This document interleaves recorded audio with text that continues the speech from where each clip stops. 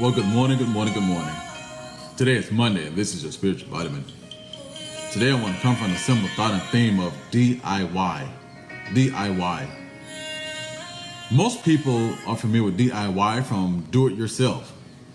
But I'm not coming from that standpoint this morning. I'm coming from the standpoint of the acronym of deliverance in yielding.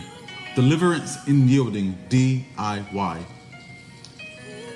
A yield sign is used as a warning sign that there may be something ahead that requires you to slow down and be cautious of your surroundings.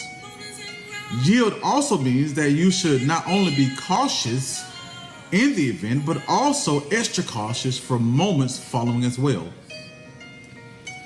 So often we're in a hurry to do things, to do that, to do this, that we fail to yield to the direction and voice of God. Watch this. Check this out. It is in those moments of hurriedness, don't miss that, of hurriedness, that we fail to allow the Holy Spirit to truly guide us, and we miss it. We miss the direction we should go. We miss what we should be doing. So oftentimes when we are driving in our vehicles on the roadways and even on the expressway, oftentimes we have these directional signs that tell us which way to go. Some merge left, merge right, stop, slow down, detour, U-turn, all these different signs. And these signs are designed to help us or prepare us for what's ahead. These signs help us to navigate the roadways and navigate the expressway so we can avoid certain things that are ahead. Oftentimes we have the same yield signs in our lives from a spiritual perspective.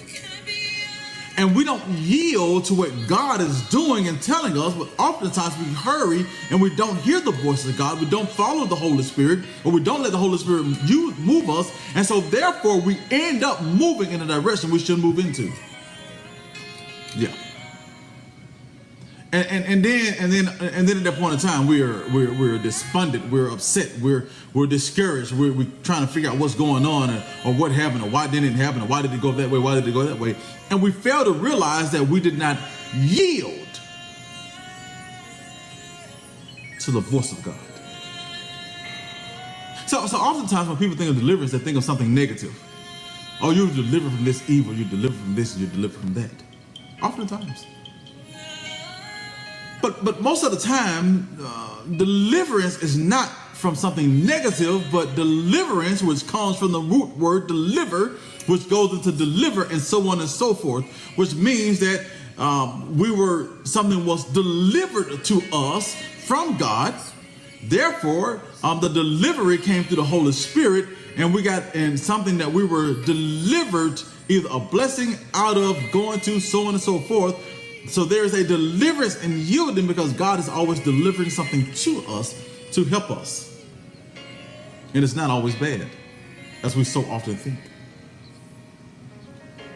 What can be delivered to us, right? What can we receive deliverance in and from if we just yield? Whether you're struggling financially, whether you're struggling emotionally, whether you're struggling physically, there's deliverance in yielding. On last week, I used the acronym ASK. Ask, seek, knock. In doing these things, there's a deliverance in our yielding, because when we ask, seek, and knock, we have to yield to our own thoughts. We have to yield to what we think or see we should do. There's always a yielding. Psalm 16:11. You make known to me the path of life. In your presence there's fullness of joy. At your right hand are pleasures forevermore. Psalm 32:8. I will instruct you and teach you in the way you should go. I will counsel you with my own eye upon you. Proverbs 16:9. The heart of a man plans his way, but the Lord establishes his steps. Romans 8:28. And we know that those who love God, all things work together for good, for those who are called according to his purpose. That's if we yield. Because there's deliverance in yielding. There's deliverance in yielding. Have a blessed forever, my brothers. Have a blessed forever.